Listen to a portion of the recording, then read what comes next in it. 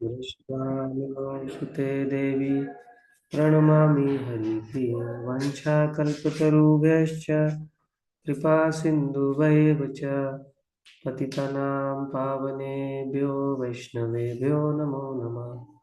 जय श्री कृष्ण चैतन्य प्रभु नित्यानंद श्री अद्वैता गदाधर श्रीवासादि गौर भक्त वृंदा। हरे कृष्णा कृष्णा कृष्णा हरे हरे, हरे राम राम राम हरे हरे। मूकं करोति वाचालं पंगुहं लंघते गिरिं यत्कृपाहं तं परमानन्दमाधवं श्रीगुरुदीनतारिणं श्रीचैतन्य ईश्वरम्। हरे कृष्णा। तो सभी भक्तों का स्वागत है भगवत गीता की इस क्लास में। और हम इस भगवत गीता की क्लास को किस प्रकार से प्रेजेंट करेंगे मैं 2 मिनट में वो बता देता हूँ। हम लोग हर श्लोक और प्रभुपाद जी के तात्पर्य को पढ़ेंगे और साथ साथ उसके जो इम्पोर्टेंट पॉइंट होंगे उसको हम स्लाइड के माध्यम से प्रेजेंटेशन के माध्यम से समझने का प्रयास करेंगे। तो जो भी भक्त लोग प्रभुपाद जी के तात्पर्य को हिंदी भगवत गीता से पढ़ना चाहते हैं वो अपने पास भगवत गीता रखिए और जिनको भी रीड करना है वो अपना हैंड रेज कीजिए।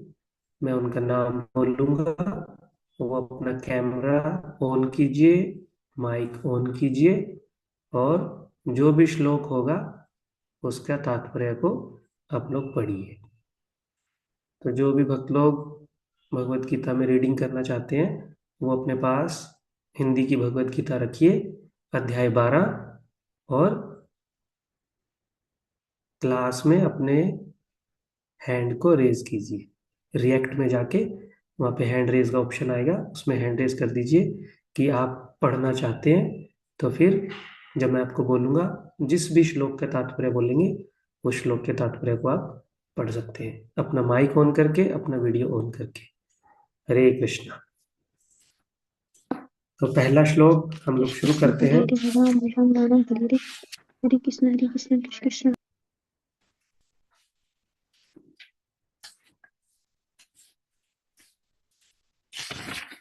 अध्याय 12 का नाम है भक्ति योग।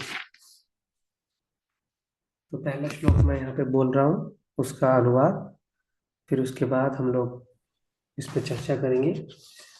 जो भगवत गीता के 18 अध्याय हैं उनमें 12वां चैप्टर और 15वां चैप्टर सबसे छोटे चैप्टर हैं, जिनमें केवल 20-20 श्लोक है। 20 श्लोक 12वें अध्याय में है और 20 ही श्लोक 15वें अध्याय में है। ये दो भगवत गीता के सबसे छोटे चैप्टर हैं और दो भगवत गीता के बहुत बड़े बड़े चैप्टर हैं। 18वां चैप्टर जिसमें 79 श्लोक है और सेकंड चैप्टर जिसमें 72 श्लोक है। तो दो बहुत बड़े अध्याय हैं, दूसरा और 18वां, और ये सबसे छोटे अध्याय हैं 12वां और 15वां। तो आज हम लोग 12वें अध्याय पे चर्चा करेंगे जिसका नाम है भक्ति योग।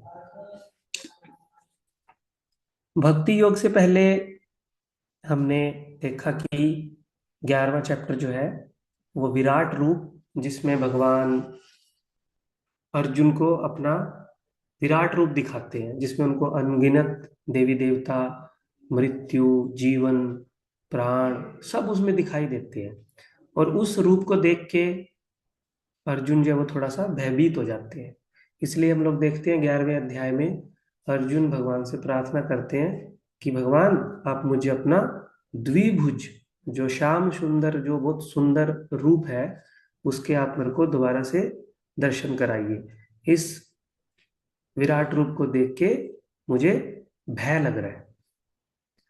तो एक पॉइंट यहाँ पे बहुत इंपॉर्टेंट है, हमको समझना चाहिए कि जो भगवान का विराट रूप है वो है तो भगवान का ही रूप, लेकिन वो इस मटेरियल संसार में दिखाई देता है। और हमारे आचार्य बोलते हैं कि भगवान का जो विराट रूप है वो आध्यात्मिक नहीं है, वो मटेरियल है, भौतिक रूप है वो भगवान का। तो जब अर्जुन ने इस प्रकार का रूप देखा तो फिर उनके मन में एक प्रकार का डाउट आ गया, और उस डाउट को लेके ही वो 12वें अध्याय में प्रश्न कर रहे हैं भगवान से। तो हम लोग पहला श्लोक पढ़ते हैं 12वें अध्याय का। अर्जुन उवाच एवं सततयुक्ता ये भक्तास्त्वं पर्युपासते ये चाप्यक्षरम् अव्यक्तम् तेषां के योगवित्तमा। अर्जुन ने पूछा, जो आपकी सेवा में सदैव तत्पर रहते हैं, या जो अव्यक्त निर्विशेष ब्रह्म की पूजा करते हैं, इन दोनों में से किसे अधिक पूर्ण सिद्ध माना जाए। तो अर्जुन ने यहाँ पे डायरेक्ट प्रश्न किया भगवान से,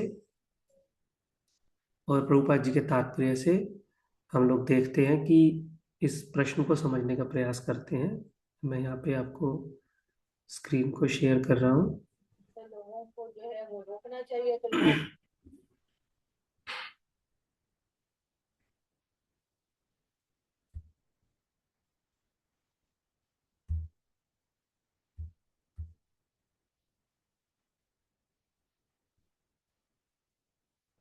आप लोग देख पा रहे हैं स्क्रीन को प्रभु जी, माता जी? हरे कृष्णा। कोई रिप्लाई कीजिए प्रभु जी दिख रहा है। जी। हरे कृष्ण। तो अर्जुन ने भगवान से एक प्रकार से प्रश्न पूछा कि आपकी उपासना करने वाले बहुत तरह के उपासक हैं, आपकी जो पूजा करते हैं वो अलग अलग तरह से करते हैं। कोई आपके मिश्रित भक्त है, कोई आपके देवताओं के जो आपके रूप है उनकी पूजा करते हैं, कोई आपके विश्व रूप की पूजा करते हैं, कोई आपका शुद्ध भक्ति करता है, कोई आपके निर्विशेष ब्रह्म की उपासना करते हैं। तो अर्जुन का जो प्रश्न था पहले श्लोक में 12वें अध्याय की, वही यही था प्रश्न कि भगवान, मैं आपके साकार रूप के प्रति आकर्षित हूँ, लेकिन ऐसा देखा जाता है कि कुछ लोग विश्व रूप की उपासना करते हैं, कुछ आपके ज्योति स्वरूप ब्रह्म की उपासना करते हैं।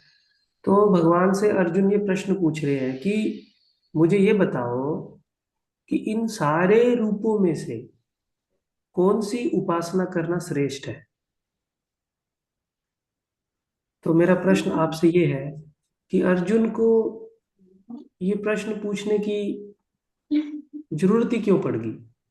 वो तो 11वें अध्याय में बोल चुका है कि भगवान, मेरे को आपके साकार रूप का दर्शन करना है, मुझे आपका साकार रूप अच्छा लगता है, और मैं आपसे प्रेम करता हूँ, साकार रूप में आपकी उपासना करता हूँ। तो फिर अर्जुन को ये निर्विशेष बेस्ट है, या साकार बेस्ट है, या विश्व रूप की उपासना बेस्ट है, अर्जुन के मन में इस प्रकार का प्रश्न क्यों आया, वो ये प्रश्न क्यों पूछना चाह रहे हैं।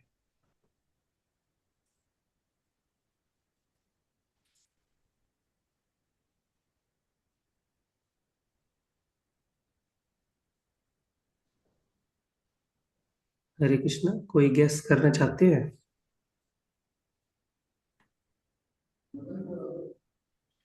प्रभुपाद जी इसके तात्पर्य में लिख रहे हैं इस श्लोक के, एक्चुअल में अर्जुन जो है वो अपनी स्थिति को कंफर्म करना चाहते हैं।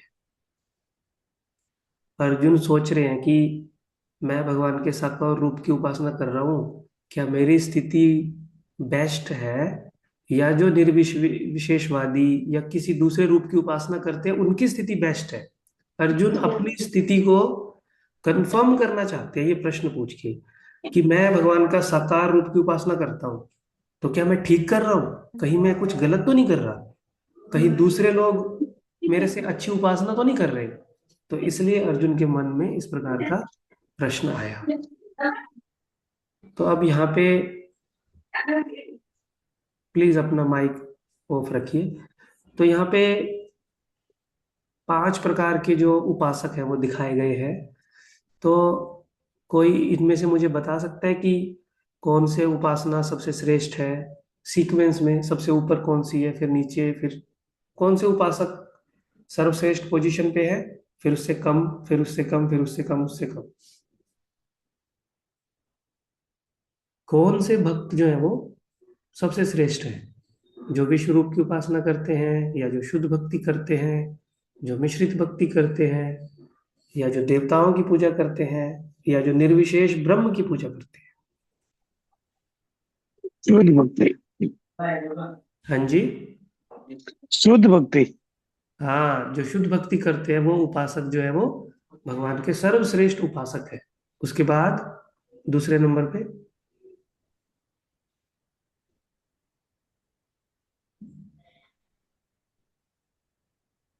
कोई बात नहीं, आप गलत उत्तर ही तो दे देंगे, इससे क्या होगा। निर्विशेषाद। निर्विशेषवाद। जी। और कोई? हरे कृष्णा। और कोई कुछ बोलना चाहेंगे? विश्वरूप। विश्व रूप। विश्व रूप। हम्म। चलिए हम लोग इसका एग्जैक्ट सीक्वेंस देखते हैं क्या है।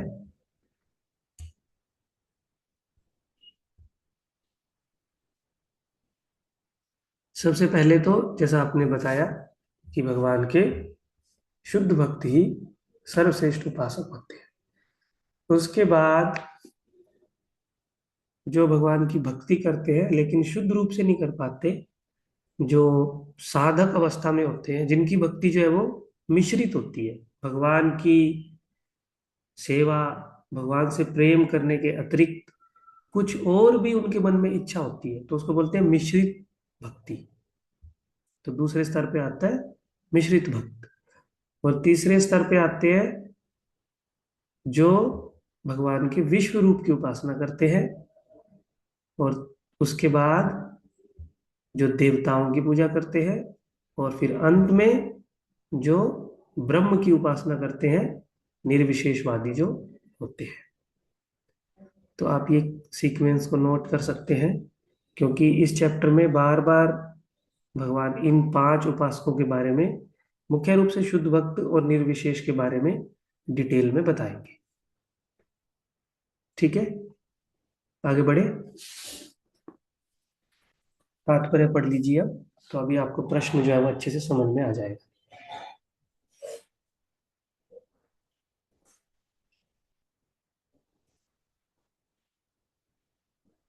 अध्याय 12 श्लोक संख्या 1 का तात्पर्य कोई पढ़ना चाहेंगे?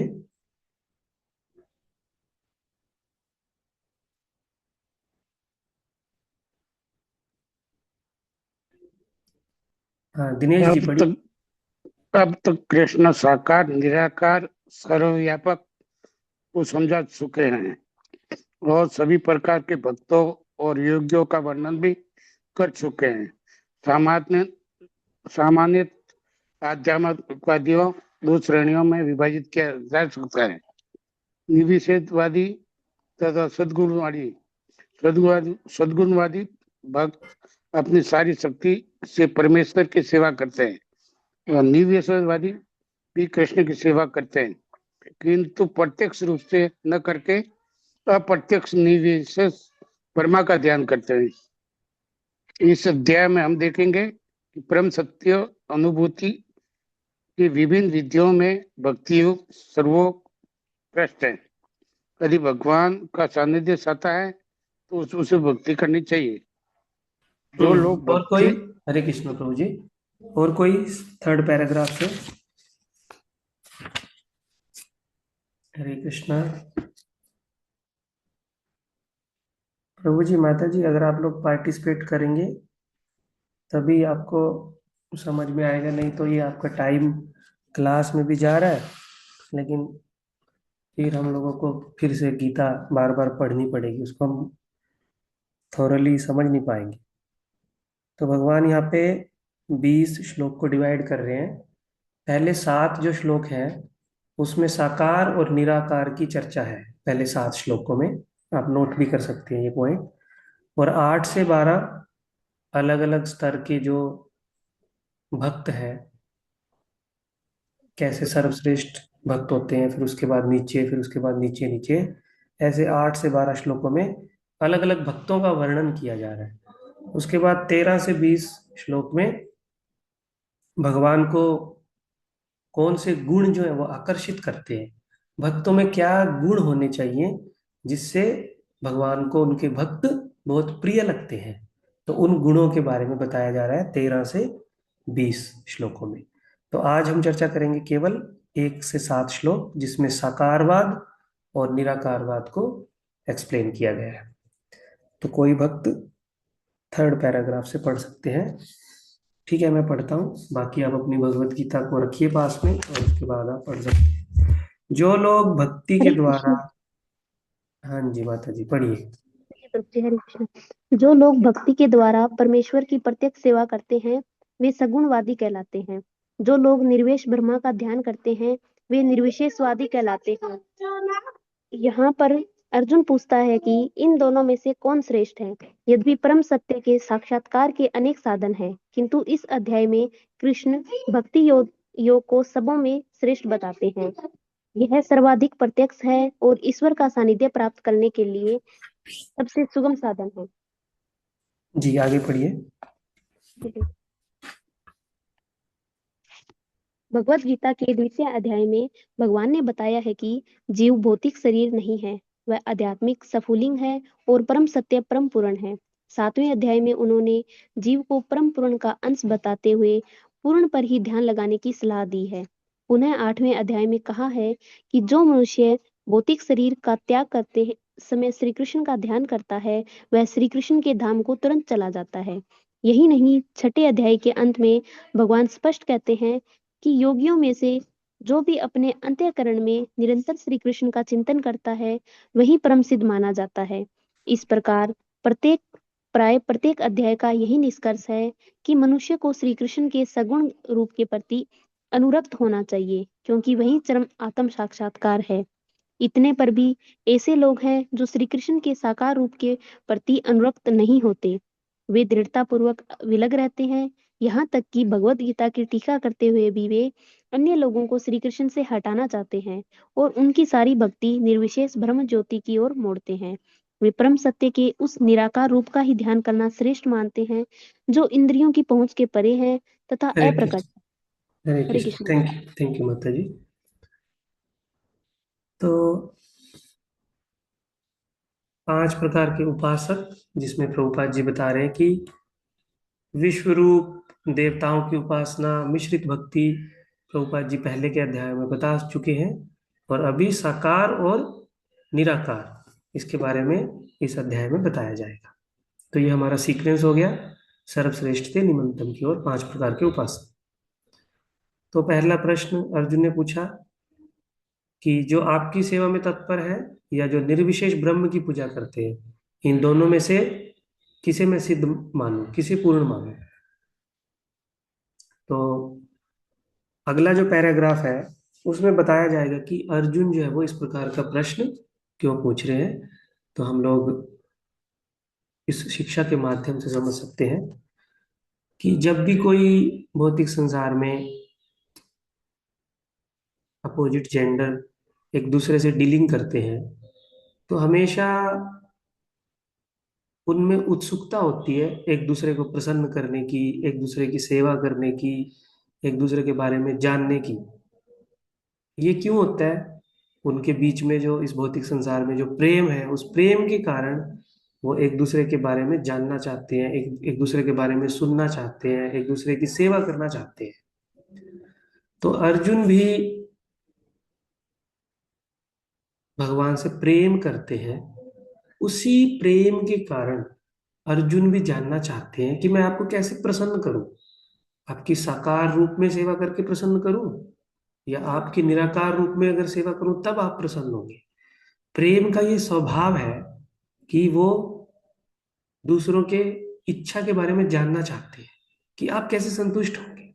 जैसे मान लीजिए आध्यात्मिक जीवन में हम अपने गुरु जी से या किसी भक्तों से प्रेम करते हैं, उनका रिस्पेक्ट करते हैं, तो हमारे मन में एकदम से ये इच्छा आती है कि गुरु जी मुझसे कैसे प्रसन्न होंगे, मैं गुरु जी के लिए क्या करूं। तो ये प्रेम का स्वरूप है। हम जिससे प्रेम करते हैं उसको जान के, उसके बारे में जिज्ञासा करके वो हमसे क्या चाहते हैं वो हम करने का प्रयास करते हैं। तो अर्जुन भी भगवान से प्रेम करते हैं, इसीलिए वो ये प्रश्न पूछ रहे हैं। इस अगले पैराग्राफ में ये कंसेप्ट बताया जाएगा। पढ़िए प्रभु जी माता जी कोई। हरे कृष्णा प्रभु जी। हम्म। दंडवत प्रणाम प्रभु जी। जी। इस तो यहाँ तरह पे सच। एक सेकंड यहाँ पे बताया जा रहा है कि दो दो जो श्रेणियां हैं वो, एक साकारवादी जो भक्त होते हैं और एक निराकारवादी ध्यानी। तो भगवान इसका उत्तर 12.2 और 7 में देंगे, और निराकारवादी के बारे में बताएंगे 3, 4 और 5 श्लोक में। ठीक है, चलिए माता जी अभी पढ़िए। हरे कृष्ण प्रभु जी। इस तरह सचमुच में आध्यात्मवादियों की दो श्रेणियां हैं। अब अर्जुन यह निश्चित कर लेना चाहता है कि कौन सी विधि सुगम है और इन दोनों श्रेणियों में से कौन सर्वाधिक पूर्ण है। सब दूसरे शब्दों में वह अपनी स्थिति स्पष्ट कर लेना चाहता है, क्योंकि वह कृष्ण के सगुण रूप के प्रति अनुरक्त है। वह निराकार ब्रह्म के प्रति आसक्त नहीं है। वह जान लेना चाहता है कि उसकी स्थिति सुरक्षित तो है। निराकार स्वरूप चाहे इस लोक में हो चाहे भगवान के परम लोक में हो, ध्यान के लिए समस्या बना रहता है। वास्तव में कोई परम सत्य के निराकार रूप का ठीक से चिंतन नहीं कर सकता। अतः अर्जुन कहना चाहता है कि इस तरह से समय गंवाने से क्या लाभ। अर्जुन को 11वें अध्याय में अनुभव हो चुका है कि कृष्ण के साकार रूप के प्रति आसक्त होना श्रेष्ठ है, क्योंकि इस तरह वह एक ही समय अन्य सारे रूपों को समझ सकता है और कृष्ण के प्रति उसके प्रेम में किसी प्रकार का व्यवधान नहीं पड़ता। अतः अर्जुन द्वारा कृष्ण के इस महत्वपूर्ण प्रश्न के पूछे जाने के से परम सत्य के निराकार तथा साकार स्वरूपों का अंतर स्पष्ट हो जाएगा। हरे कृष्ण प्रभु जी। हरे कृष्ण, थैंक यू माता जी। तो अब भगवान दूसरे श्लोक में इसका उत्तर दे रहे हैं। अर्जुन ने जो प्रश्न किया कि आपका साकार रूप की उपासना करना बेस्ट है या निराकार रूप की उपासना, तो भगवान डायरेक्ट उत्तर दे रहे हैं बिना इधर उधर घुमाए। भगवान बोल रहे हैं, श्री भगवान उवाच मय्यावेश्य मनो ये माम नित्ययुक्ता उपासते श्रद्धया पर्योपेतास्ते ते मे युक्त तमा मतः। श्री भगवान ने कहा, जो लोग अपने मन को मेरे साकार रूप में एकाग्र करते हैं और अत्यंत श्रद्धा पूर्वक मेरी पूजा करने में सदैव लगे रहते हैं, वे मेरे द्वारा परम सिद्ध माने जाते हैं। तात्पर्य। हरे कृष्ण प्रभु जी। तात्पर्य प्रभु जी। अर्जुन के प्रश्न का उत्तर देते हुए कृष्ण स्पष्ट कहते हैं कि जो व्यक्ति उनके साकार रूप में अपने मन को एकाग्र करता है और जो अत्यंत श्रद्धा और निष्ठा पूर्वक उनको पूजता है, उसे योग में परम सिद्ध मानना चाहिए। जो इस प्रकार कृष्ण भावना भावित होता है, उसके लिए कोई भी भौतिक कार्यकलाप नहीं रह जाते, क्योंकि हर कार्य कृष्ण के लिए किया जाता है।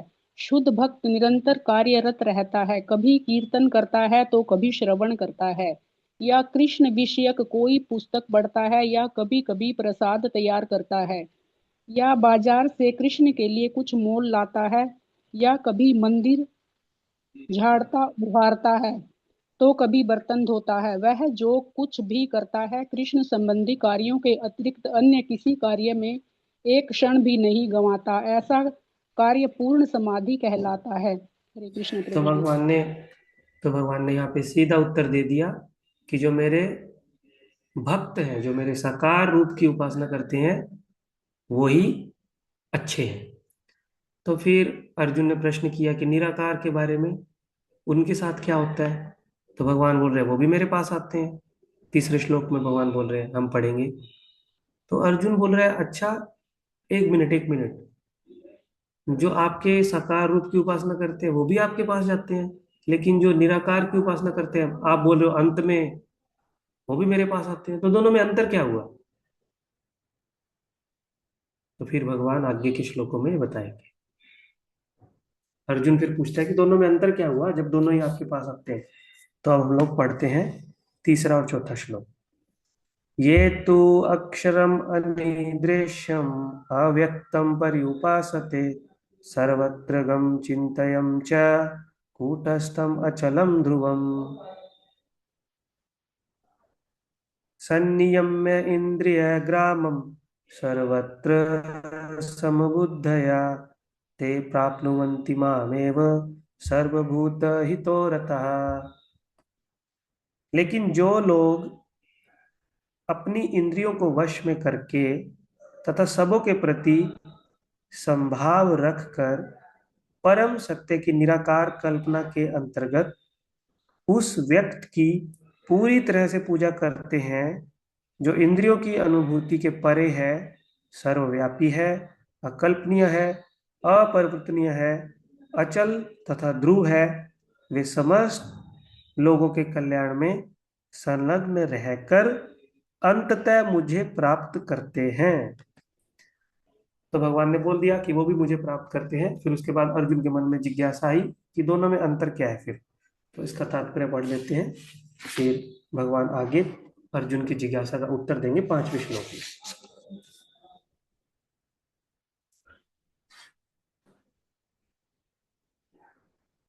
हरे कृष्ण। पढ़िए कोई, प्रभु जी बात। हरे हरे कृष्णा प्रभु जी। पढ़ो प्रभु जी। हरे कृष्णा प्रभु जी। जो लोग भगवान कृष्ण की प्रत्यक्ष पूजा दूसरे कोई माता जी पढ़ना चाहे, प्रभु जी पढ़ना चाहे तो पढ़ सकते हैं। सबके लिए मौका है। नहीं तो फिर आप कोई रीड करना चाहते हैं तो अपना माइक ऑन करके पढ़िए। हरे कृष्णा प्रभु जी, मैं पढ़ूं? हाँ जी माता जी। जो लोग भगवान कृष्ण की प्रत्यक्ष पूजा न करके अप्रत्यक्ष विधि से उसी उद्देश्य को प्राप्त करने का प्रयत्न करते हैं, वे भी अत्यंत श्री कृष्ण को प्राप्त होते हैं। अनेक जन्मों के बाद बुद्धिमान व्यक्ति वासुदेव को ही सब कुछ जानते हुए मेरी शरण में आता है। जब मनुष्य को अनेक जन्मों के बाद पूर्ण ज्ञान होता है तो वह कृष्ण की शरण ग्रहण करता है। यदि कोई इस श्लोक में बताई गई विधि से भगवान के पास पहुंचता है तो उसे इंद्रिय निग्रह करना होता है, प्रत्येक प्राणी की सेवा करनी होती है और समस्त जीवों के कल्याण कार्य में रत होना होता है। इसका अर्थ यह हुआ कि मनुष्य को भगवान कृष्ण के पास पहुंचना ही होता है, अन्यथा पूर्ण साक्षात्कार नहीं हो पाता। प्रायः भगवान की शरण में जाने के पूर्व पर्याप्त तपस्या करनी होती है। आत्मा के भीतर परमात्मा का दर्शन करने के लिए मनुष्य को देखना, सुनना, स्वाद लेना, कार्य करना आदि इन इंद्रिय कार्यों को बंद करना होता है। तभी वह यह जान पाता है कि परमात्मा सर्वत्र विद्यमान है। ऐसी अनुभूति होने पर वह किसी जीव से ईर्ष्या नहीं करता। उसे मनुष्य तथा पशु में कोई अंतर नहीं दिखता, क्योंकि वह केवल आत्मा का दर्शन करता है, बाह्य आवरण का नहीं। लेकिन सामान्य व्यक्ति के लिए निराकार अनुभूति की यह विधि अत्यंत कठिन सिद्ध होती है। हरे कृष्ण। थैंक यू माता जी। तो प्रभुपाद जी यहाँ पे बिल्कुल सरल बता रहे हैं कि ये जो मार्ग है वो सामान्य लोगों के लिए अत्यंत कष्टप्रद है। इसमें उन्नति करना बहुत ही कठिन है। कठिन कैसे है? क्योंकि हम लोग सब देहधारी जीव हैं। हम लोग हर चीज की अनुभूति करते हैं अपनी इंद्रियों से।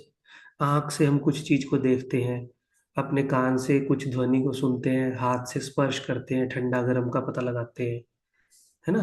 और नासिका से हम लोग कुछ स्मेल को देख पता लगाते हैं, मुंह से टेस्ट का पता लगाते हैं। क्योंकि हम इस संसार में किसी भी चीज की अनुभूति करते हैं इस देह में व्यवस्थित होने के कारण हम अपनी इंद्रियों का उपयोग करते हैं।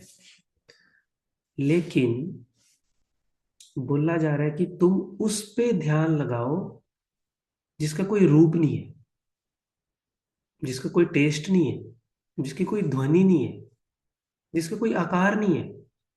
वो एक शक्ति की तरह है और एक लाइट की तरह है। उसके ऊपर आप अपना ध्यान लगाओ। क्योंकि देहधारी जीव इस चीज को समझने में ही कंफ्यूज हो जाता है कि ध्यान किस पे लगाना है। क्योंकि ध्यान की जब बात आती है तो देहधारी जीव तो इंद्रियों से ही हर चीज का पता लगाता है। और कोई चीज है जो हमारी इंद्रियों के पकड़ में नहीं आ सकती, तो उसको ये कंसेप्ट ही समझ में नहीं आता कि ध्यान कैसे लगाना है। जैसे मान लीजिए हमारे सत्यराज प्रभु जी है क्लास में, है ना, तो कोई बोले कि सत्यराज प्रभु के बारे में थोड़ा ध्यान लगाइए, तो हम लोग क्या सोचेंगे? ओ, सत्यराज प्रभु कैसे दिखते हैं, सत्यराज प्रभु कैसे बोलते हैं, सत्यराज प्रभु जब साधु संघ में जाते हैं या किसी प्रोग्राम में जाते हैं तो वो किसी ड्रामा में पार्टिसिपेट करते हैं। तो ये सत्यराज प्रभु के गुण, उनके रूप जब हमको पता है ना, तो तब हम ध्यान लगा सकते हैं। लेकिन हमने कभी सत्यराज प्रभु को देखा ही नहीं, सत्यराज प्रभु को कभी सुना ही नहीं, सत्यराज प्रभु के बारे में कभी कुछ एक्सपीरियंस किया ही नहीं, और कोई हमको बोले सत्यराज प्रभु पे ध्यान लगा, तो हम लोग कैसे ध्यान लगाएंगे? कोई लगा सकते हैं ध्यान किसी को देखे बिना, किसी को सुने बिना, किसी को जाने बिना? क्यों? क्योंकि हम लोग इस शरीर में, इस इंद्रियों में बद्ध है। इसके लिए जो ध्यान का मार्ग है ना, वो सामान्य लोगों के लिए बहुत दुष्कर है। इसलिए भगवान बोल रहे हैं अगले श्लोक में।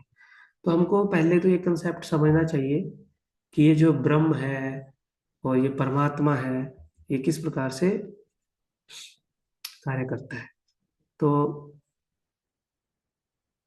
भगवान बोल रहे हैं कि जो निराकार की उपासना करते हैं वो मेरे निराकार पहलू को ही प्राप्त करते हैं, वो ब्रह्म ज्योति में आके समा जाते हैं। तो ये कंसेप्ट को समझने के लिए प्रभुपाद जी अपने लेक्चर में एक ट्रेन का उदाहरण देते हैं। आप लोग पहले भी इस उदाहरण को सुने होंगे, लेकिन फिर से मैं कोशिश करता हूँ इसको समझाने की। एक बार एक गांव में, जो कि बहुत ही पिछड़ा हुआ गांव था, किसी भी व्यक्ति ने ट्रेन को नहीं देखा था। लेकिन एक व्यक्ति उनके गांव में आता है किसी शहर से, और वो आके बोलता है कि मैं आज ना आपके गांव में, जो पास में आपके गांव के टाउन है, वहाँ पे स्टेशन है, मैं ट्रेन से स्टेशन पे उतरा और फिर आपके गांव में आया हूँ। तो सब लोग बोलने लगे ट्रेन कैसी होती है, ट्रेन कैसी होती है, हमने तो कभी ट्रेन देखी नहीं है, हम तो कभी ट्रेन में सफर नहीं किया। गांव के किसी भी व्यक्ति ने ट्रेन में सफर नहीं किया था। तो वो व्यक्ति बोलने लगा ट्रेन कैसी होती है, ऐसे तो मैं तुमको बता नहीं पाऊंगा, चलो हम सब लोग स्टेशन पे चलते हैं। तो तीन लोग जो है वो स्टेशन पे जाने के लिए एग्री हो गए, चलो चलो हम लोग ट्रेन का पता लगाते हैं, ट्रेन कैसी होती है। तो ट्रेन का टाइम जो था वो शाम को था, तो वो दोपहर के समय वहां पे आ गए, स्टेशन पे खड़े होके बातें करने लग गए। और ट्रेन जो है वो इंडियन ट्रेन जो है आपको पता ही है, लेट होती है। पहले तो बहुत लेट होती थी, अभी तो ठीक होती है टाइम पे। तो खड़े खड़े खड़े ट्रेन का टाइम बहुत लेट हो गया, और उन तीन में से एक व्यक्ति जो है वो बहुत अधीर हो गया और बोला मुझे जाना है, घर पे वापस जाना है, मुझे अपने गांव में वापस जाना है, मुझे नहीं ट्रेन देखनी। तभी ट्रेन के आने का समय हो गया, और ट्रेन ने दूर से सायरन दिया, दूर से हॉर्न बजाया। तो वो बोला अच्छा ये होती है ट्रेन, मेरे को समझ में आ गया क्या होती है ट्रेन। ट्रेन क्या होती है, एक साउंड आता है बस, वो ट्रेन होती है। वो इतना देख के वहां से चला गया। और उस व्यक्ति ने बोला नहीं नहीं रुको रुको, अभी अभी और भी पता लगेगा ट्रेन के बारे में। नहीं नहीं नहीं मुझे पता लग गया, मुझे और नहीं जानना। वो चला गया वहां से। दूसरा व्यक्ति ने देखा कि पहला व्यक्ति तो चला गया, और जब ट्रेन स्टेशन पे आके खड़ी हुई, ट्रेन स्टेशन पे आके खड़ी हुई, तो दूसरा व्यक्ति ने देखा अरे ये नीले रंग की ट्रेन होती है, इसमें बॉक्स है और आगे से लोहे का बना हुआ इंजन है, और मुझे भी समझ में आ गया, मैं भी देख लिया ट्रेन, मैं भी जा रहा हूँ। वो बोले नहीं नहीं अभी मैं और तुमको दिखाऊंगा। बोले नहीं नहीं मैंने भी देख लिया, वो भी चला गया।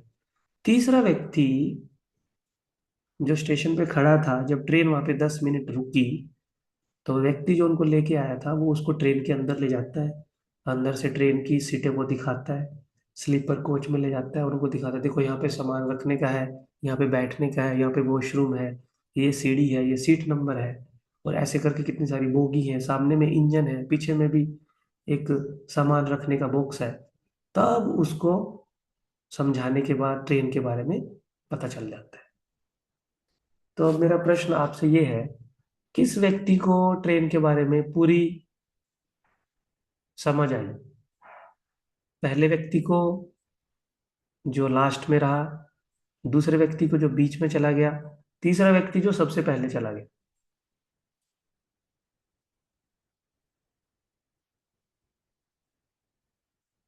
जो सबसे लास्ट में गया था प्रभु जी। हाँ, जो सबसे लास्ट में गया उसको ट्रेन की पूरी जानकारी होगी। तो प्रभुपाद जी इस एग्जाम्पल के माध्यम से बताते हैं कि भगवान को अनुभव करने की तीन स्थिति है, और वो क्या है, यहाँ पे टेबल में आएगा सब कुछ। इसको आप लोग एक साथ मत पढ़िए, मैं धीरे धीरे से आपको बताता हूँ। भगवान को समझने की तीन अवस्थाएं हैं: ब्रह्मेति, परमात्मेति, भगवानेति। ये भागवतम में श्लोक आता है, वदंती तत् विदस्तत्वम यज् ज्ञानम अध्ययम ब्रह्मेति परमात्मेति भगवानिति शब्द थे। तो सबसे पहला जो साक्षात्कार है वो ब्रह्म का साक्षात्कार है। तो उसमें जो उपासक होता है उसकी समझ क्या होती है, वो समझता है कि भगवान जो है वो एक सर्वव्यापी चेतना है, शक्ति है, लाइट है, एनर्जी है। और किस मार्ग से वो इसको प्राप्त करता है, ज्ञान के मार्ग से। और ऐसा करने से उसको रिजल्ट क्या मिलता है, ब्रह्म साक्षात्कार हो जाता है उसको। और उसका गंतव्य, डेस्टिनेशन क्या होता है, निराकार ब्रह्म ज्योति। और दूसरे जो उपासक है, दूसरे जो साक्षात्कार होता है वो किसके रूप में होता है, परमात्मा के रूप में। उनकी समझ क्या होती है कि भगवान सभी के हृदय में अंतर्यामी परमात्मा के रूप में स्थित है।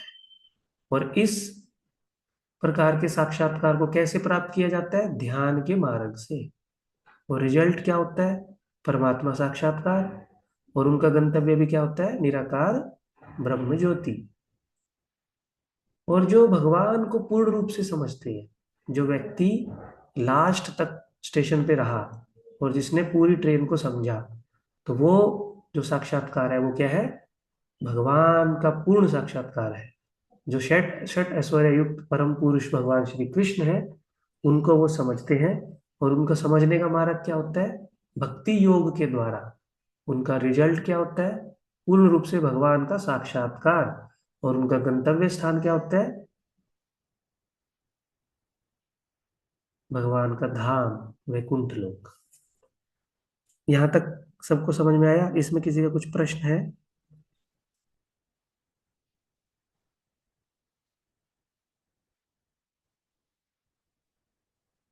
हाँ माता जी बोलिए, जय राधे माता जी। हरे कृष्णा प्रभु जी, दंडवत प्रणाम। सबको दंडवत प्रणाम। प्रभु जी, जो परमात्मा के ऊपर ध्यान लगाते हैं, उनका गंतव्य ब्रह्म ज्योति ही है, हाँ सेम ही है जी, उनका। हाँ जी, उनका भी ब्रह्म ज्योति में ही उनका है। प्रभुपाद जी ये कहीं तात्पर्य में लिख रहे हैं, जी श्योर है, ये पूरा श्योर है, ब्रह्म ज्योति में जाते हैं। जी प्रणाम। और हरे कोई? कृष्णा प्रभु जी। जी प्रभु जी, इतना धैर्य कहाँ से आएगा कि हम पूरी ट्रेन को, बोगी को, बर्थ नंबर को जान जान लेंगे? इतना धैर्य हम कहाँ से पाएंगे? धैर्य नहीं रखना इसके लिए। इसके लिए तो हमको बस भक्ति मार्ग का अनुशीलन करना है, भक्ति मार्ग पे चलना है, और हमको अपने आप से ही भगवान का रियलाइजेशन हो जाएगा।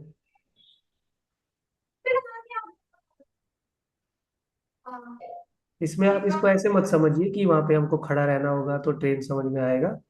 इसके आगे के अध्यायों में भगवान बताएंगे ज्ञान का अनुशीलन कैसे किया जाता है। गुरु के पास जाना है हमको। देखो भक्ति मार्ग जो है ना प्रभु जी, उसमें ऐसा नहीं है कि आपको दूसरों से ज्यादा टाइम लगेगा या आप स्टेशन पे खड़ा होगा, ऐसा नहीं है। भक्ति मार्ग तो भगवान बोल रहे हैं बाकी मार्ग से सरल है।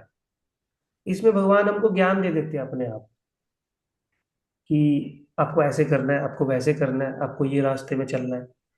तो हमको इजीली सब कुछ पता लग जाता है। लेकिन जो ज्ञानी होते हैं ना, जो योगी होते हैं, वो अपने ध्यान से हर चीज को जानना चाहते हैं, हर चीज पे फोकस करते हैं, हर चीज के बारे में जिज्ञासा करते हैं। उनको ज्यादा समय लगता है, और समय लगने के साथ साथ उनके मार्ग में वो गलती भी कर सकते हैं। मान लीजिए कोई व्यक्ति किसी रास्ते पे जा रहा है और उस रास्ते के बारे में उसने किसी से पूछा नहीं, और रास्ते में जाके उसको कोई एक अच्छी जगह मिली, और वो सोचता है कि यही मेरा गंतव्य स्थान है, जहाँ पे मेरे को पहुंचना था मैं पहुंच गया, मैं बहुत संतुष्ट हो गया।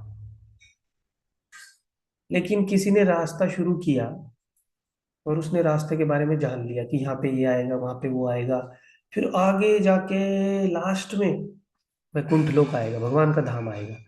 तो वो रास्ते में जो उसको मिलेगा ना, उस पे अटकेगा नहीं, उसको समझ में आएगा कि मेरे को भगवान के धाम में जाना है, क्योंकि भगवान ने बताया है कि पहले ब्रह्म ज्योति आएगा, ब्रह्म साक्षात्कार होगा, फिर परमात्मा रियलाइजेशन होगा, फिर जाके भगवान का धाम आएगा। तो जब हम भक्ति मार्ग का अनुशीलन करते हैं, ये रास्ता एक तो इजी है, क्योंकि भगवान इसमें अपने आप से हमको सब ज्ञान दे देते हैं, और दूसरा, इसमें चीटिंग होने के चांस नहीं है बिल्कुल भी। हम भगवान का उपासना कर रहे हैं, भगवान का भक्ति कर रहे हैं, और भगवान के धाम ही जाएंगे हम लोग। हमको पता होगा कि हमारा डेस्टिनेशन, हमको कहाँ पे जाना है। ठीक है प्रभु जी। आप साइंस पढ़े हैं क्या? साइंस केमिस्ट्री पढ़े हैं आप? नहीं प्रभु जी। ठीक है, फिर भी मैं बताता हूँ एक सिंपल उदाहरण से। हम लोग जब केमिस्ट्री पढ़ते थे ना, तो लैब में एक प्रकार का एक्सपेरिमेंट होता है। क्या एक्सपेरिमेंट होता है कि बहुत सारे केमिकल को मिक्स करके हमको दे दिया जाता है, और बोला जाता है कि अब इन केमिकल को तुम अलग अलग से निकाल लो। तो बहुत दिन लग जाते हैं, कभी कोई एक्सपेरिमेंट करते हैं, कभी कोई एक्सपेरिमेंट करते हैं, फिर उसको कंफर्म करते हैं कि जो हमारा एक्सपेरिमेंट है और जो हमको कंपाउंड में दिया गया है वो उससे मैच कर रहा है। कभी लगता है मैच कर रहा है, कभी लगता है मैच नहीं कर रहा। तो हमको बहुत मेहनत करनी पड़ती है उस कंपाउंड में, जो मिक्सचर हमको दिया, उस मिक्सचर में क्या क्या कंपोनेंट है।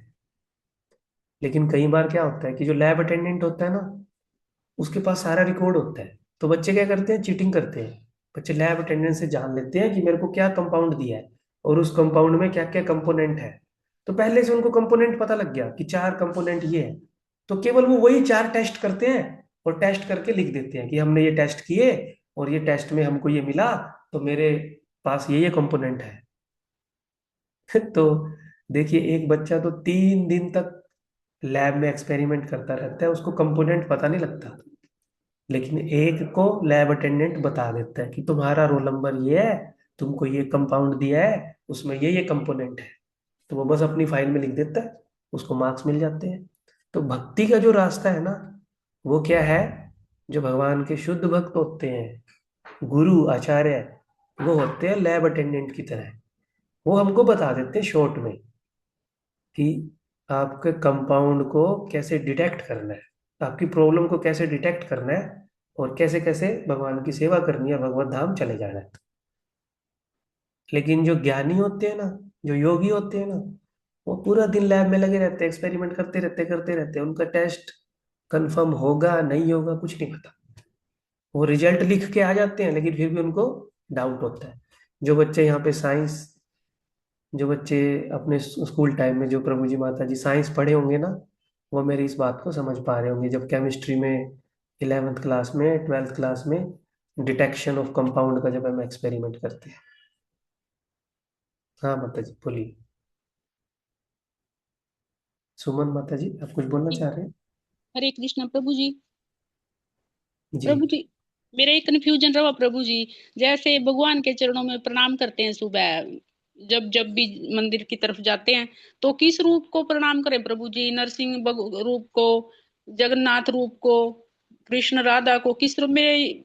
कुछ समझ नहीं आता प्रभु जी भी किस को ज्यादा बेस्ट फर्स्ट नंबर पर वो करेंगे नहीं नहीं कुछ। नहीं, इसमें इसमें कोई कंफ्यूजन की बात नहीं है। जी प्रभु जी। जिस भी विग्रह के प्रति, जिस भी विष्णु तत्व, नरसिंह भगवान, कृष्ण बलराम, राधा श्याम सुंदर चैतन्य महाप्रभु, या कृष्ण गौर निताय, जिस भी भगवान के स्वरूप के प्रति हमको स्वतः प्रेम आता है, वही हमारे एक्चुअल में इष्ट देव होते हैं। और ये जो स्थिति है, ये हरिनाम चिंतामणि में लिखा हुआ है कि ये स्थिति हमको अभी पता नहीं लगेगा। जब नाम जो है ना, नाम करते करते हम लोग सिद्ध हो जाएंगे ना, तो जो भगवान के विग्रह, जो भगवान के साथ हमारा संबंध होगा, उन्हीं भगवान की लीलाओं का हमको जप में स्मरण आएगा। तो फिर उससे कंफर्म हो जाएगा कि हमारा जो इष्ट देव है ना वो जगन्नाथ जी है, हमारे जो इष्ट देव है ना वो गौरनिताय है। अभी के लिए हम लोग इसको कंफर्म नहीं कर सकते।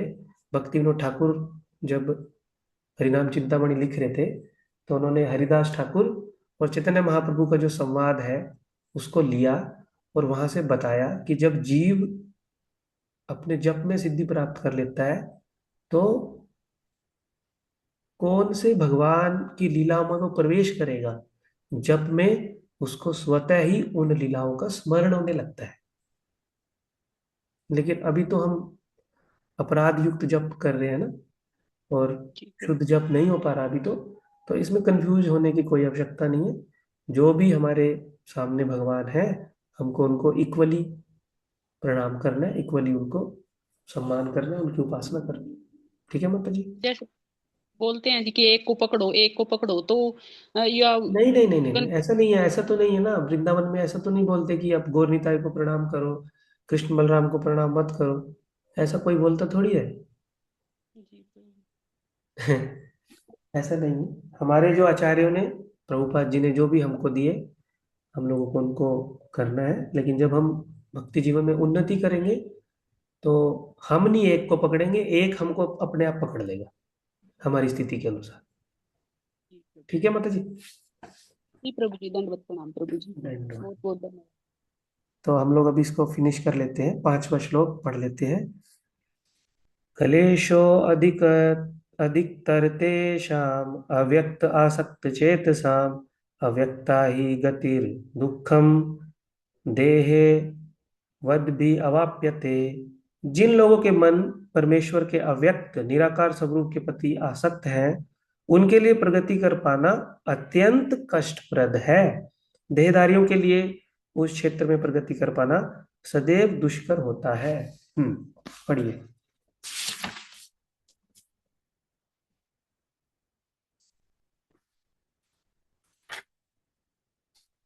हरे कृष्णा।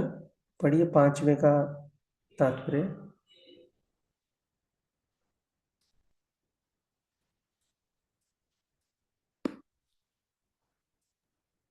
मैं ठीक है पढ़ूं मैं। प्रभु जी? हाँ जी हाँ जी। तात्पर्य। आध्यात्मवादियों का समूह जो परमेश्वर के अचिंत्य अव्यक्त निराकार स्वरूप के पथ का अनुसरण करता है, ज्ञान योगी कहलाता है। और जो व्यक्ति भगवान की भक्ति में रत रहकर पूर्ण कृष्ण भावना अमृत में रहते हैं, वे भक्ति योगी कहलाते हैं। यहाँ पर ज्ञान योग और भक्ति योग में निश्चित अंतर बताया गया है। ज्ञान योग का पथ यद्यपि मनुष्य को उसी लक्ष्य तक पहुंचाता है, किंतु अत्यंत कष्टकारक, जबकि भक्ति योग भगवान की प्रत्यक्ष सेवा होने के कारण सुगम है और देहधारी के लिए स्वाभाविक भी है। जीव अनादि काल से देहधारी है। सैद्धांतिक सैद्धांतिक रूप से उसके लिए यह समझ पाना अत्यंत कठिन है कि वह शरीर नहीं है। अतएव भक्ति योगी कृष्ण के विग्रह को पूज्य मानता है, क्योंकि उसके मन में कोई न कोई शारीरिक बोध रहता है जिसे इस रूप में प्रयुक्त किया जा सकता है। निसंदेह मंदिर में परमेश्वर के स्वरूप की पूजा मूर्ति पूजा नहीं है। वैदिक साहित्य में साक्ष्य मिलता है कि पूजा सगुण और निर्गुण हो सकती है। मंदिर में विग्रह पूजा सगुण पूजा है, क्योंकि भगवान को भौतिक गुणों के द्वारा प्रदर्शित किया जाता है। लेकिन भगवान के स्वरूप में चाहे पत्थर, लकड़ी या तैलचित्र जैसे भौतिक गुणों द्वारा क्यों ना अभिव्यक्त किया जाए, वह वास्तव में भौतिक नहीं होता। परमेश्वर की यही परम प्रकृति है। यहाँ पर एक मोटा उदाहरण दिया जा सकता है। सैकड़ों के सड़क किनारे सड़कों पत्र पेटिका। जी प्रभु जी। सड़कों के किनारे। सड़कों के किनारे पत्र पेटिकाएं होती हैं जिनमें यदि हम अपने पत्र डाल दें तो वे बिना किसी कठिनाई के अपने गंतव्य स्थान तक पर पहुंच जाते हैं। लेकिन यदि कोई ऐसी पुरानी पेटिका या उसकी अनुकृति कहीं दिखे जो डाकघर द्वारा स्वीकृति ना हो उससे यहाँ वही कार्य नहीं हो सकेगा। इसी प्रकार ईश्वर के विग्रह रूप में, जिसे अर्चा विग्रह कहते हैं, अपना प्रमाणिक वैध स्वरूप बना रखा है। यह अर्चा विग्रह परमेश्वर का अवतार होता है। इसी प्रकार स्वरूप के माध्यम से सेवा स्वीकार करते हैं। भगवान सर्वशक्तिमान हैं, अतएव वे विग्रह अर्चा विग्रह रूपी अपने अवतार से भक्त की सेवाएं स्वीकार कर सकते हैं, जिससे बद्ध जीवन वाले मनुष्य को सुविधा हो। हरे इस कृष्ण। प्रकार हरे कृष्ण प्रभु जी। और कोई प्रभु जी माता जी पढ़ना चाहेंगे? हाँ, एक प्रभु जी ने प्रश्न पूछा था ना कि हम लोग में इतना धैर्य कहाँ है, तो अभी उसका आंसर आ रहा है कि भक्ति का मार्ग जो है वो सरल है बाकी मार्ग से। पढ़िए माता जी। वीडियो ऑन करेंगे तो अच्छा है। जय राधे माता जी। वीडियो जी, वीडियो जी। हरे कृष्णा प्रभु जी, दंडवत प्रणाम। सबको दंडवत प्रणाम। इस प्रकार भक्त को भगवान के पास सीधे और तुरंत ही पहुंचने में कोई कठिनाई नहीं होती, लेकिन जो लोग आध्यात्मिक साक्षात्कार के लिए निराकार विधि का अनुसरण करते हैं उनके लिए ये मार्ग कठिन है। उन्हें उपनिषदों जैसे वैदिक साहित्य के माध्यम से अव्यक्त स्वरूप को समझना होता है। उन्हें भाषा सीखनी होती है, इंद्रियातीत अनुभूतियों को समझना होता है और इन समस्त विधियों का ध्यान रखना होता है। यह सब एक सामान्य व्यक्ति के लिए सुगम नहीं होता।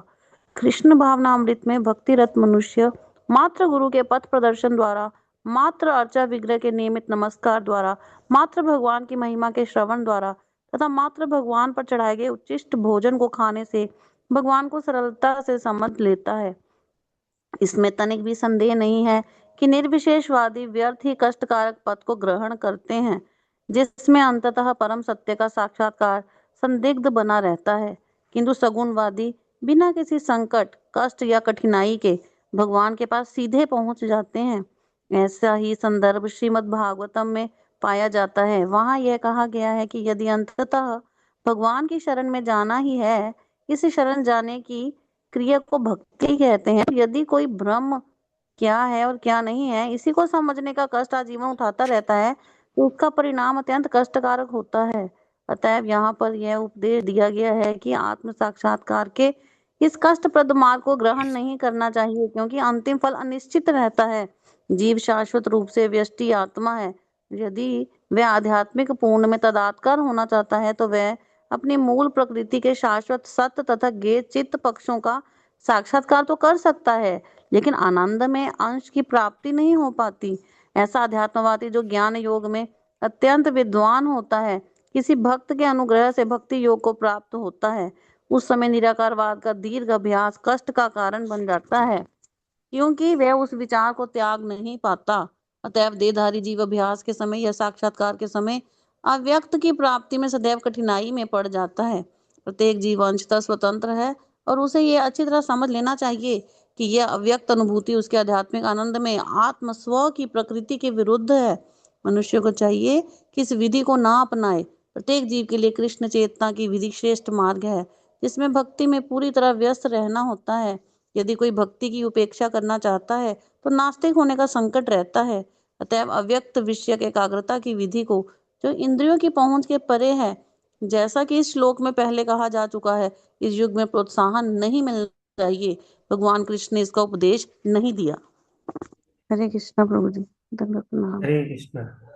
तो जो ध्यान की विधि को अपनाते हैं वो इस प्रकार से कभी कभी ध्यान लगाते हैं।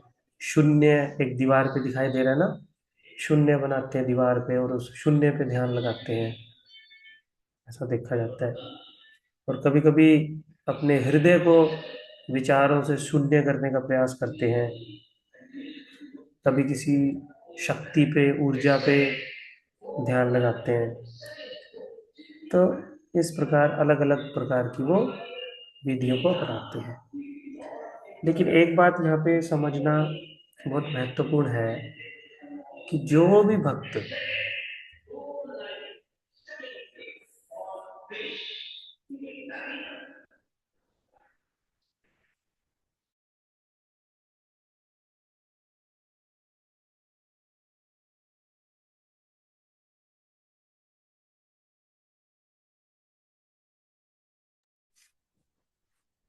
आप लोग स्क्रीन को देख पा रहे हैं?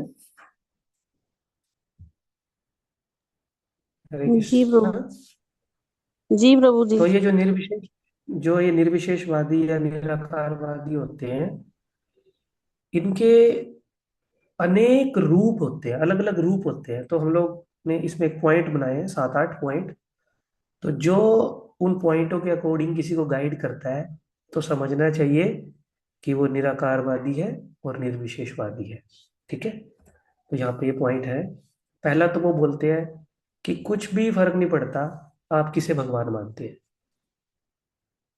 वो बोलते हैं कि चाहे आप भगवान को शिव को मान लो, चाहे देवी देवता को मान लो, चाहे विष्णु को मान लो, जिसको भी मान लो, सारे भगवान एक ही है, कोई फर्क नहीं पड़ता।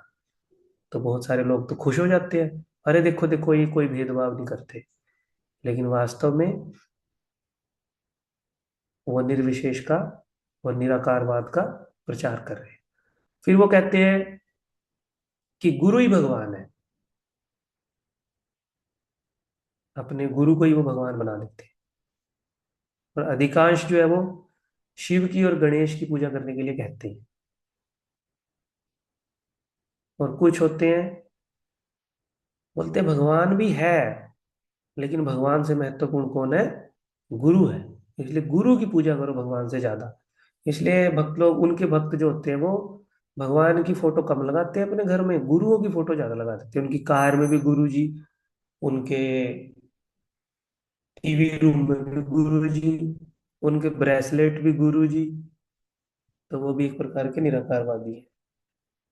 और कोई कोई बोलते हैं अरे भगवान क्या, तुम भी भगवान बन सकते हो, हम भी भगवान है, तुम भी भगवान बनते हो। कोई बोलते हैं कि सब एक ही है। और कोई कोई जो है वो कथा करते हैं, एडवर्टाइज करते हैं कि हम भगवान की कथा करेंगे, और भगवान के बारे में कम बताते हैं, और जीवन और सोशल लाइफ के बारे में ज्यादा बताते हैं। कैसे अपने गृहस्थ जीवन में अच्छे से रहा जाए, माता पिता का कैसे प्रसन्न किया जाए, कैसे संसार में अपने बिजनेस को बढ़ाया जाए, कैसे अपने लोक व्यवहार में उन्नति की जाए।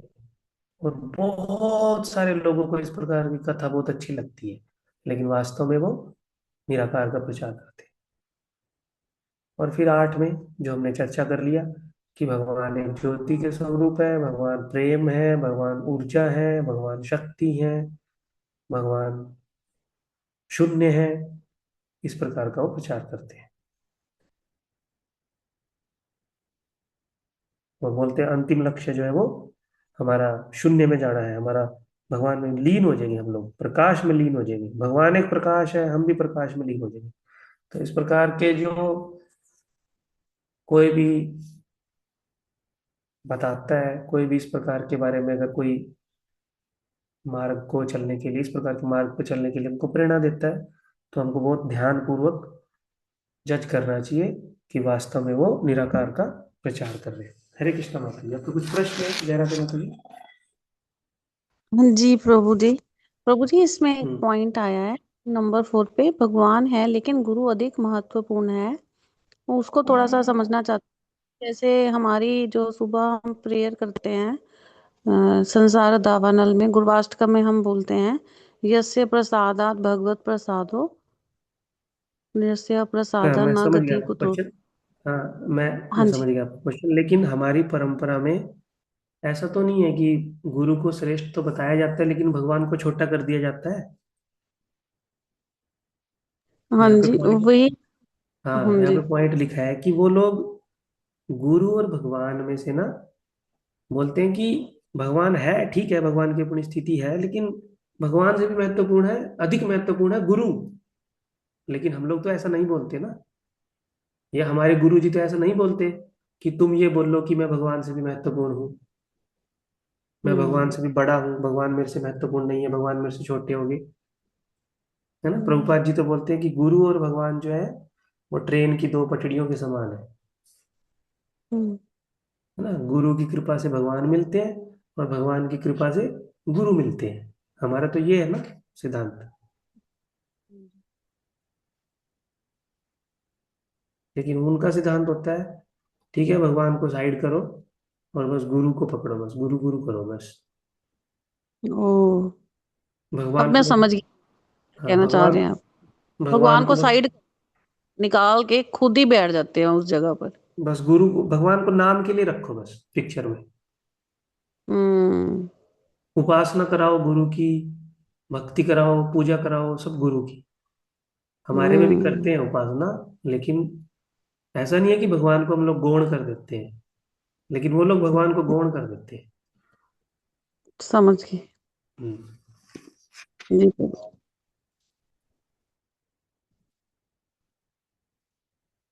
तो हम लोग देख सकते हैं, कले दोष निधे राजन अस्ति एक महान गुरु। कलयुग में हर चीज में दोष है ना।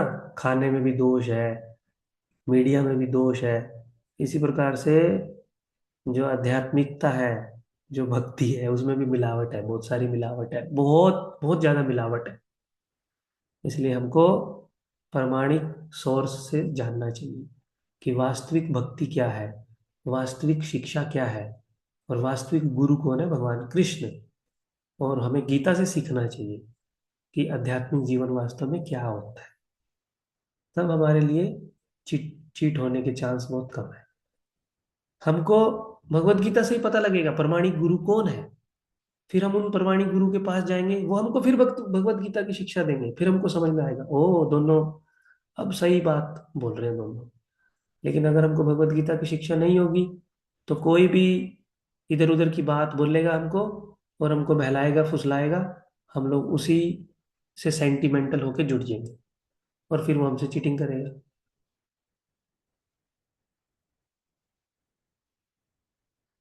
इसलिए भगवत गीता को समझना बहुत जरूरी है। ठीक है, पढ़े आगे। लास्ट के दो श्लोक खत्म करते हैं जल्दी से।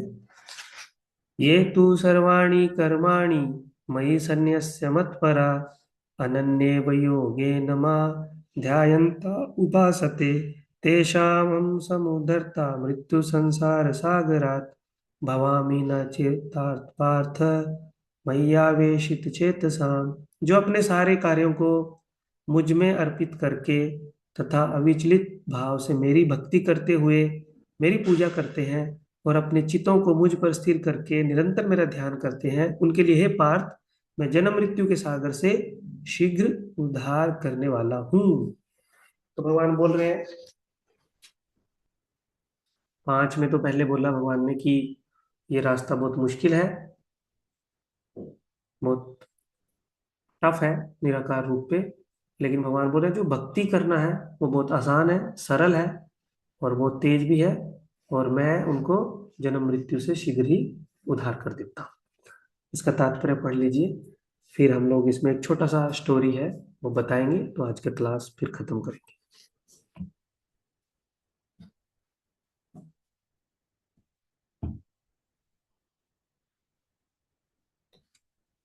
कोई पढ़ लीजिए। हाँ, अजय राधे माता जी पढ़ी। वैष्णव प्रभु जी बिल्कुल। यहाँ पर स्पष्ट कहा गया है कि भक्तजन अत्यंत भाग्यशाली हैं कि भगवान उनका इस भव सागर से तुरंत ही उद्धार कर देते हैं। शुद्ध भक्ति करने पर मनुष्य को इसकी अनुभूति होने लगती है कि ईश्वर महान है और जीव आत्मा उनके अधीन है। उसका कर्तव्य है कि वह भगवान की सेवा करे, और यदि वह ऐसा नहीं करता तो उसे माया की सेवा करनी होगी। जैसा पहले कहा जा चुका है कि केवल भक्ति से परमेश्वर को जाना जा सकता है। अतएव मनुष्य को चाहिए कि वह पूर्ण रूप से भक्त बने। भगवान को प्राप्त करने के लिए वे अपने मन को कृष्ण में पूर्णतः एकाग्र करे। वे कृष्ण के लिए ही कर्म करे, चाहे वह जो भी कर्म करे, लेकिन वह कर्म केवल कृष्ण के लिए ही होना चाहिए। भक्ति का यही आदर्श है। भक्त भगवान को प्रसन्न करने के अतिरिक्त और कुछ भी नहीं चाहता। उसके जीवन का उद्देश्य कृष्ण को प्रसन्न करना होता है, और कृष्ण की तुष्टि के लिए वह सब कुछ उत्सर्ग कर सकता है, जिस प्रकार अर्जुन ने कुरुक्षेत्र के युद्ध में किया था। यह विधि अत्यंत सरल है मनुष्य अपने कार्य में लगा रहकर हरे कृष्ण महामंत्र का कीर्तन कर सकता है।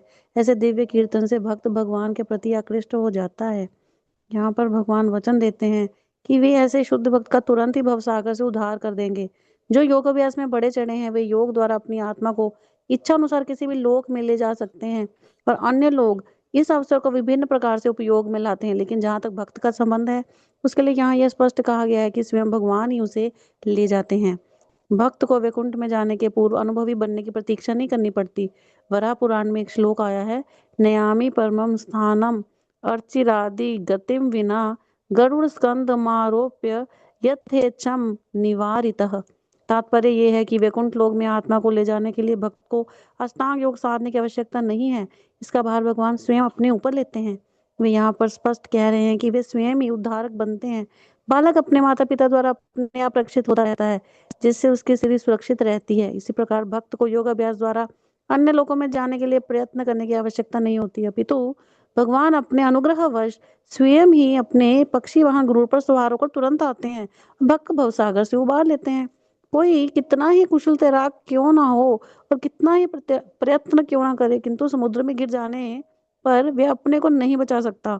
किंतु यदि कोई आकर उसे जल से बाहर निकाल ले तो वह आसानी से बच जाता है। इसी प्रकार भगवान भक्त को इस भव सागर से निकाल लेते हैं।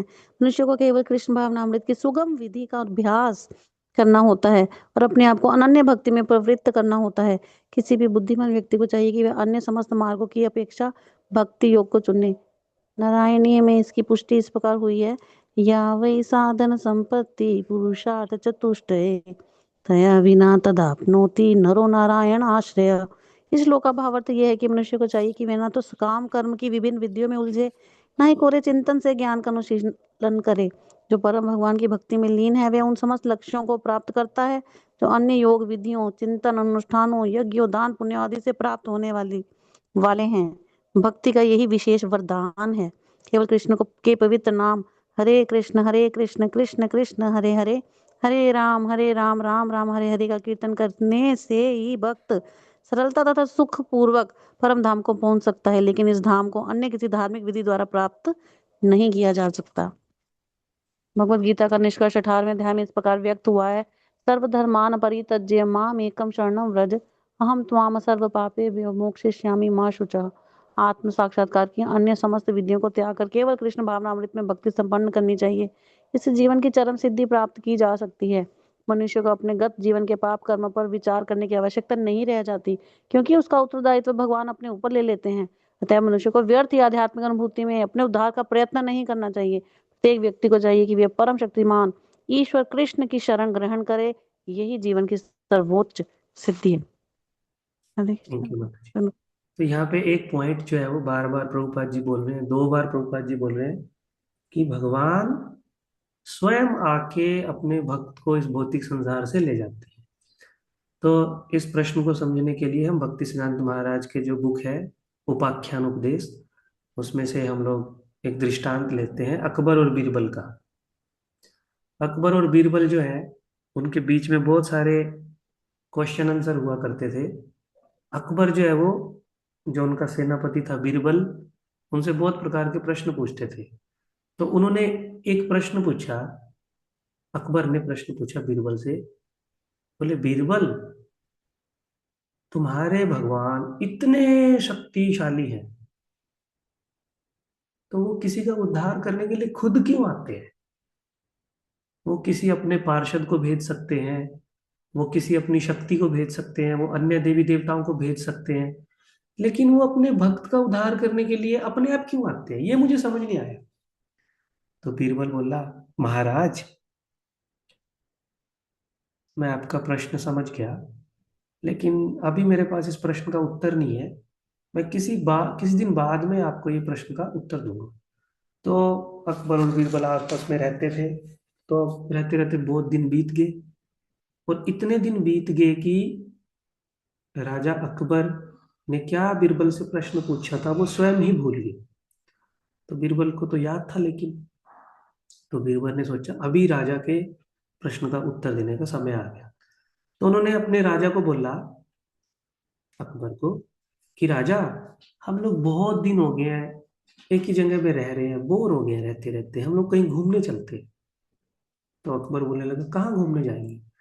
बोले, पास में एक समंदर है, नदी है, हम लोग नदी में नौका विहार करने जाते हैं। तो अकबर बोला, ठीक है चलते हैं। लेकिन बीरबल बोला, नहीं नहीं, हम लोग अकेले नहीं जाएंगे, हम अपनी पूरी फैमिली को, बहुत सारे मंत्रियों को, बहुत सारे सेनापति को लेके जाएंगे, क्योंकि आप राजा हो ना, जो सबको लेके जाएंगे ना तो बहुत अच्छा लगेगा, बहुत सारी नौका में लेके जाएंगे। तो अकबर बोला, ठीक है, जैसे तुम बोलते हो। तो बीरबल को बोला, ठीक है, सब अरेंजमेंट करो। तो बीरबल ने सारा अरेंजमेंट किया, बहुत सारी नौकाएं बनवाई, बहुत सारी सुंदर सुंदर नौकाएं बनवाई। एक नौका में बहुत सारे सैन्यपति रख दिए, सैनिक रख दिए। एक नौका में बहुत सारे खाने पीने का सामान रख दिया। एक नौका में राजा का कक्ष बना दिया, जिसमें राजा बैठ के मीटिंग कर सकता है। और एक नौका में बीरबल ने क्या किया, राजा की एक पत्नी को रख दिया, जिस पत्नी का एक छोटा सा बच्चा था। और वो इतना छोटा बच्चा था कि उसको एक कपड़े में फोल्ड करके रखते थे, ताकि उनको ठंड ना लगे, हवा ना लगे। तो राजा की जो नाव थी वो आगे आगे चल रही थी, और उनकी पत्नी की जो नाव थी वो पीछे पीछे चल रही थी, और कुछ सैनिक भी थे। तो जब नौका आगे आगे जा रही थी, तो क्या हुआ, जिसमें राजा की पत्नी बैठी हुई थी, उसमें से वो कपड़ा जिसमें बच्चा था, वो नदी में गिर गया, समंदर में गिर गया। तो जब बीरबल ने देखा कि समंदर में बच्चा गिर गया है राजा का, तो वो राजा को बोलने लगे, राजा देखो देखो, आपका बच्चा जो है वो समंदर में गिर गया है, हमको जल्दी सेनापति को बोलना होगा, जल्दी सेनापति को बोल लो, आदेश दो, वो नदी में कूद जाए और नदी में से सबको बुला के लाए। तो बीरबल इधर उधर भाग दौड़ करने लगे। और तब तक बीरबल ने देखा कि राजा जो है वो स्वयं ही नदी में कूद गए और अपने बच्चे को निकालने के लिए पानी में तैरने लगे। और जब वो बच्चे के पास पहुंचे तो उन्होंने देखा कि वो तो बच्चा नहीं है, वो तो पुतला है, बच्चे की शेप में एक पुतला बना रखा है, और उसको राजा के बच्चे के कपड़े डाल रखे हैं। तो राजा जब उस पुतले को लेके अपनी नाव में चढ़े, तो राजा बहुत गुस्सा हो गए, किसने किया मेरे साथ ये मजाक? बीरबल जल्दी बताओ, किसने मेरे साथ ये मजाक किया? तो बीरबल बोला, महाराज मैंने ही आपके साथ ये मजाक किया। बीरबल जल्दी बताओ, तुमने ये मजाक मेरे साथ क्यों किया, नहीं तो मैं तुम्हारी गर्दन अभी उतार दूंगा। बोला, राजा मैं तुमको बताऊंगा, पहले घर चलते हैं, महल में चलते हैं, आपको मैं आराम से बताऊंगा। तो फिर बीरबल ने महल में पहुंच के राजा को बोला, राजा आपको याद है, आपने मेरे से एक बार प्रश्न पूछा था कि भगवान इतने शक्तिशाली है, लेकिन अपने भक्त को लेने के लिए खुद क्यों जाते हैं? आप अपने पुत्र को बचाने के लिए दूसरे सैनिकों को बोल सकते थे, लेकिन आप खुद क्यों पानी में कूद गए? ओ, राजा को समझ में आ गया कि मेरे पुत्र के प्रति जो मेरा स्नेह है, मेरे पुत्र के प्रति जो मेरा प्रेम है, उस प्रेम के कारण मैं स्वयं नदी में कूद गया। इसी प्रकार भगवान के भक्तों के प्रति भगवान का एक अलग प्रकार का प्रेम होता है, एक अलग प्रकार का स्नेह होता है, जिसके कारण भगवान स्वयं इस भौतिक संसार में अपने भक्तों को ले जाने के लिए आ जाते हैं, है ना। हमें एक और मटेरियल उदाहरण से भी इसको समझ सकते हैं कि जैसे श्रीमद् भागवत में भी इसका उदाहरण आता है, गजेंद्र मोक्ष, कि एक हाथी था जो पिछले जन्मों में भगवान का बहुत बड़ा भक्त था, और इस जीवन में हाथी बन गया, और घड़ियाल ने उसका पांव पकड़ लिया।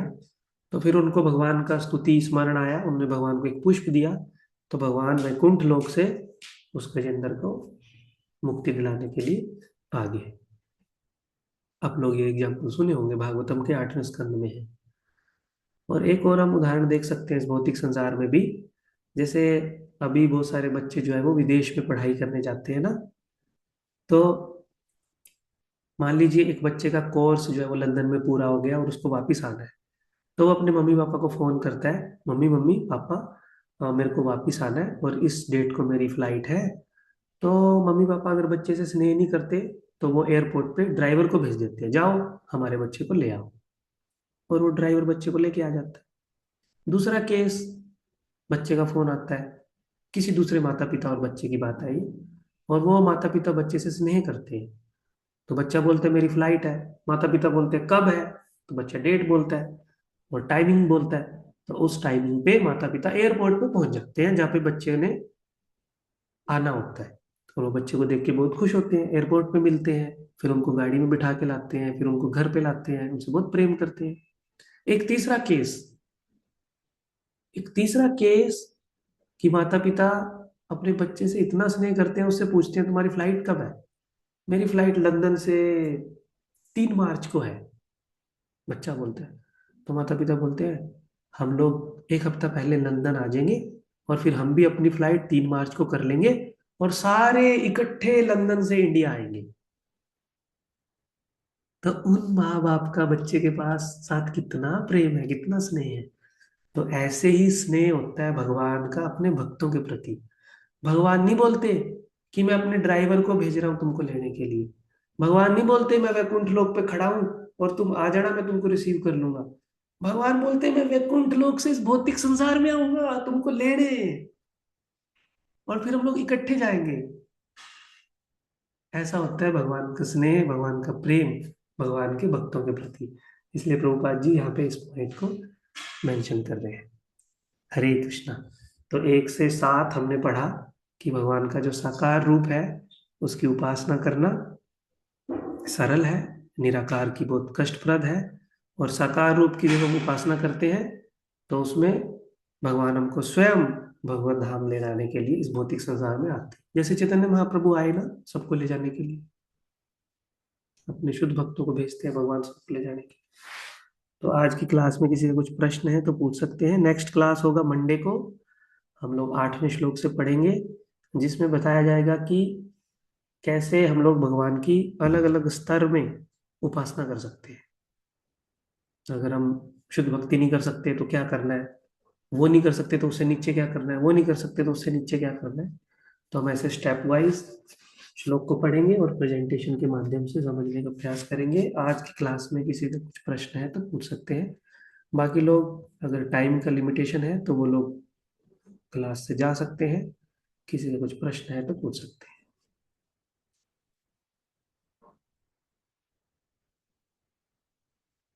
और हम लोग आपसे, मैं आपसे रिक्वेस्ट करूंगा कि नेक्स्ट क्लास में अगर आप आए, अगर आपको आज की क्लास समझ में आई है, आपको लगता है कि हमको भगवत गीता में इंटरेस्ट आ रहा है और हम समझ सकते हैं, तो आप लोग अगले क्लास में जब आइए तो प्लीज़ अपनी भगवत गीता पास में रखिए और टाइम निकालिए 1 घंटा, जिससे आप अपने साथ पेन कॉपी रखिए और श्लोक पढ़िए, वीडियो ऑन कीजिए। उससे मुझे भी बोलने में थोड़ा अच्छा लगेगा। अभी मेरे को भी थोड़ा सा निर्विशेषवादी लग रहा है, और जय राधे माता जी थोड़ा साकार रूप में है इधर। हरे कृष्णा। किसी का कुछ प्रश्न नहीं है तो आज हम अपनी क्लास को यहीं पे समाप्त करते हैं फिर, और इसका रिकॉर्डिंग मैं ग्रुप में भेज दूंगा, आप लोग सुन सकते हैं जो वक्त लोग किसी पॉइंट को मिस कर गए तो। हरे कृष्णा। शिला प्रभुपाद की जय। भगवद गीता यथा रूप की जय। निताई गौर प्रेमानंदे। हरि हरि बोल। हरे कृष्ण।